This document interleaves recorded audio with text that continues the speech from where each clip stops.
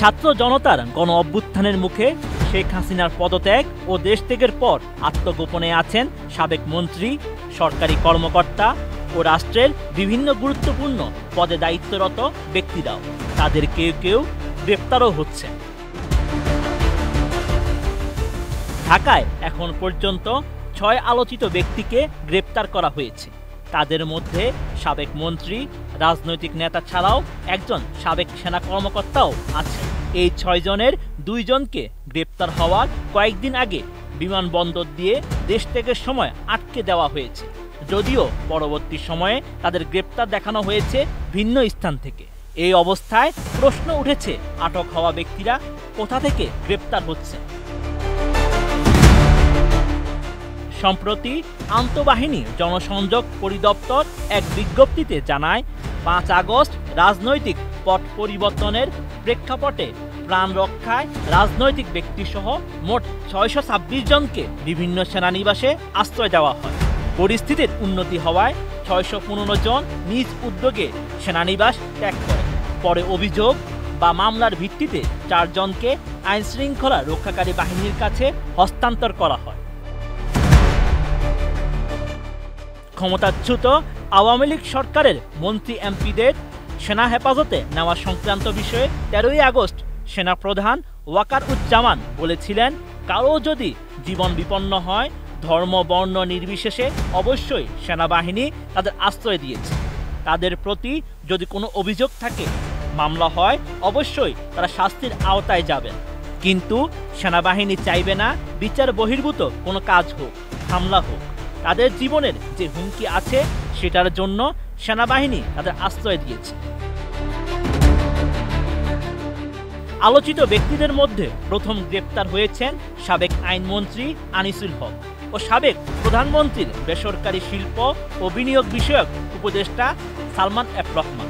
ডিএমপির পক্ষ থেকে ১৩ই আগস্ট জানানো হয়েছিল, গোপন তথ্যের ভিত্তিতে নৌপথে পলায়নরত অবস্থায় রাজধানী ঢাকার সদরঘাট এলাকা থেকে এই ২ জনকে নিউ মার্কেট থানার মামলায় গ্রেপ্তার করে পুলিশ।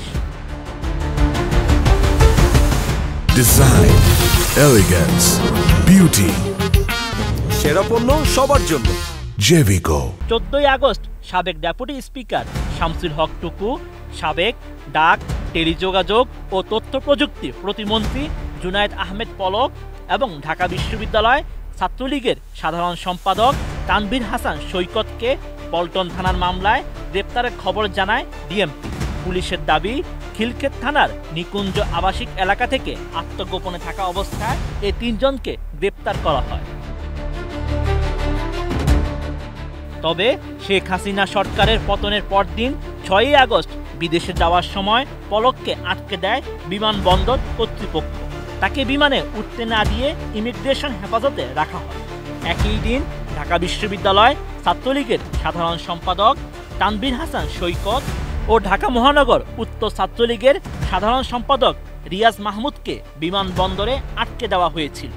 ৮ দিন পর পলক ও সৈকতকে গ্রেপ্তার করা হলেও রিয়াজের অবস্থান সম্পর্কে এখনও জানা যায়নি। সর্বশেষ ১৬ই আগস্ট গ্রেপ্তার হন মেজর জেনারেল অবসরপ্রাপ্ত জিয়াউল আহসান। তিনি সর্বশেষ এনটিএমসির মহাপরিচালক ছিলেন।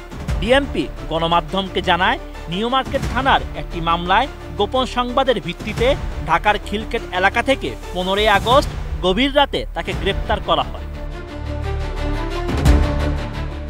সাবেক পানি সম্পদ মন্ত্রী রমেশ চন্দ্র সেনকে সাদা পোশাকে পুলিশের একদল সদস্য আটক করে নিয়ে গেছে বলে জানা গেছে। ১৬ই আগস্ট রাত ১০:৩০টায় তাকে বাড়ি থেকে তুলে নিয়ে যাওয়া হয় বলে জানিয়েছেন পরিবারের সদস্যরা। রমেশ চন্দ্র সেনের স্ত্রী অঞ্জলি সেনের অভিযোগ, সাদা পোশাকে পুলিশের ১০ থেকে ১৫ জনের একটি দল এসে তাকে তুলে নিয়ে যায়। তারা ডিবি সদস্য হতে পারে। এ বিষয়ে পুলিশের সাবেক মহাপরিদর্শক নূর মোহাম্মদ জানান, এখন পুরো পরিস্থিতি অস্বাভাবিক। সে কারণে হয়তো এমন কিছু ঘটনা ঘটছে। তবে মামলার স্বার্থে, সুষ্ঠু বিচারের স্বার্থে আসামি গ্রেপ্তার ও আলামত জব্দের প্রতিটি বিষয় সতর্কতার সঙ্গে দেখতে হবে। Sheikh Farid, ATN news.